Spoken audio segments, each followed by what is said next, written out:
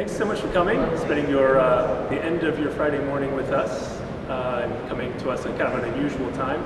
But I know there was big news at the Art Museum. So we've got some big news too. We're kind of in the midst of a really big period of activity, certainly the biggest we've had in the last couple of years.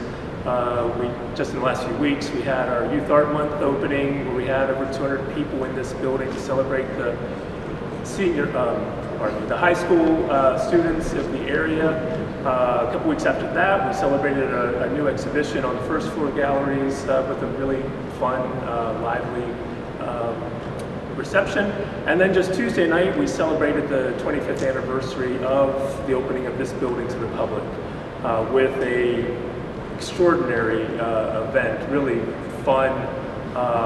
We have a little bit of the remnants of the decorations on display yet, but it was kind of an over-the-top Mardi Gras themed event, lots of fun. But on that note, we're kind of continuing some of the celebrations of the 25th anniversary of this building for the next, actually, we have about 25 days of celebration. The next point of celebration is tomorrow, Saturday, March 5th. We're having an open house from 10:30 to 2. It'll take place in the atrium here on the first floor. The purpose of it is to bring everybody in who haven't been in for a while, to take a look at the building. They can of course explore all of the exhibitions we have on display.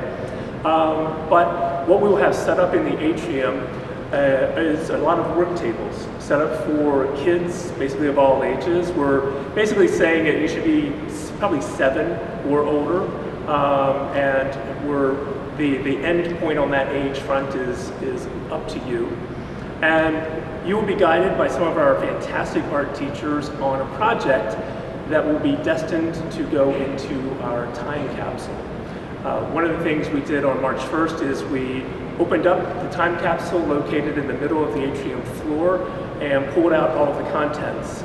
These were promotional materials for the time, there was a phone book, there were some personal items left by families, and there were lots and lots of artworks created by kids from 1997 to 1998. We have all of those materials on display on our second floor.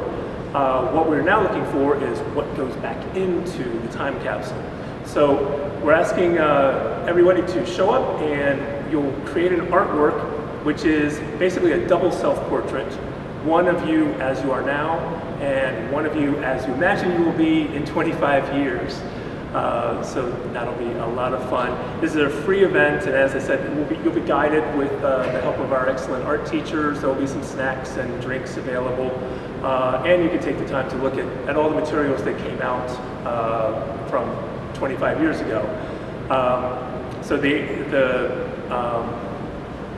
the time capsule is, for anybody who has seen the plate that usually sits on the top of it, it's a modest sized plate, maybe about a foot in diameter, but beneath that is much more space than we had imagined when we opened it up. So what we hope is that people will do these double portraits, and we will put them up on display for a little bit, and then on March 25th we will take them and a load of other materials and contents and put them back into the time capsule, sealing it up until March 1st, 2047. So it was a lot of fun to look at what we pulled out, because it was kids' work from 25 years ago. Those kids are now, of course, well into their 30s and beyond. So it's a really fun kind of moment to reflect about the passage of time and what happens in our community. Any questions on that March 5th front? Because I have a couple other announcements too. Was there anything that came out of the old capsule that, I guess, what was that? Wow, I wouldn't have thought this would be here. You know, one of the things that I think got the biggest giggle when we pulled it out was a phone book. And I'm sure that in the late 90s, the thought was, well, here's a directory of everybody who lived in our area, sort of a list of everybody.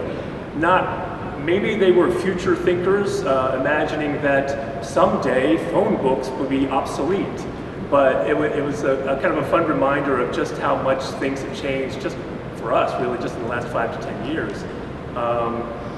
There were pieces of merchandise from the time. There were photos of the staff and the boards. We actually, Lyle Listeman, our publications coordinator, has been on the job for more than 25 years, so we got to see what Lyle looked like back in the day, as well as a lot of other people who are still, in some capacity, still working with the Art Center, if not working at the Art Center.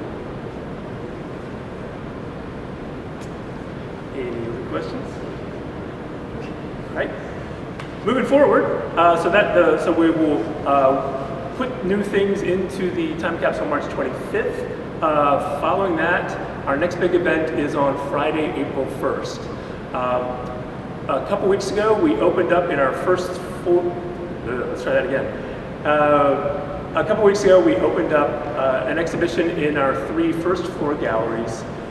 It's an exhibition called Artcetera, and this is a triennial auction/exhibition that we've done several times in the past. And this time we have it bigger and I think better than ever. We have 90 different artists represented, nearly 100 total artworks in the auction, and they're available to view now. We have catalogs and price lists available, but the auction will actually occur on the evening of April 1st from 6 to 9. This is a ticketed event, and you can find information on that in your press release as well as on our website. Most of the artworks will be available through silent auction. We've picked at 8, which will be part of the live auction, which will take place right here in the atrium. We'll have fantastic food and beverages, some live music. It's a big fun event, even for those who aren't necessarily art collectors. What I really like about this year's array of art is that we have works that are priced at $100. There's, I think, 1 or 2 priced below $100, all the way up to the thousands of dollars. So regardless of where your collection budget sits, there's something that for you. And it's a wide variety of styles, materials, ideas. We have a lot of local artists represented, but a lot of artists from Omaha, Lincoln, Des Moines, and sort of the greater upper Midwestern region. So that should be a really fun, lively event. Any questions on that front? All right. So my last announcement, Christopher, would you join me, please? Sure. February 25th marked the first day on the job for our new curator, Christopher Atkins. We are absolutely delighted to have Christopher on the job. He's actually, his first exhibition now is complete. He worked with Shannon Sargent to create the display of the time capsule contents and write up some information about that. But he's already hard at work on some upcoming exhibitions for what follows Artcetera. He's talking with artists that we'll be working with in the near future. It's a really, really busy time. An exciting time to have Christopher join us, and he has jumped in with both feet and is already doing great things for us. Christopher comes to us from Minneapolis, where he's lived and worked for many years. He was both a curator at the He was a curator at the Minneapolis Institute of Arts, as well as the curator at the Minnesota Museum of American Art in St. Paul. So he has extensive experience in the curating world, but what we were really attracted to aside from that was his deep interest in working with the community to make sure that the exhibitions, the programs that we do here are deeply connected to the interests of the community at large. So we've already started talking about different ways to bring the community into the Art Center, as well as presenting things for the community. So with that, do you have any words you'd like to say? Yeah, sure. Thanks, Todd. Thanks for the introduction. Yeah, as Todd said, it's been a busy week. A bunch of parties already. Lots to look forward to in the coming weeks as well. But one of the things I'm most excited about, as Todd said, is making some of those really substantive, ongoing relationships with the community of Sioux City. One of the things that I was most excited about bringing with me that I think would be helpful here is sort of an overlap between exhibitions and public programs. I'm really excited to find ways for exhibitions to go beyond just the galleries and into other things as well too.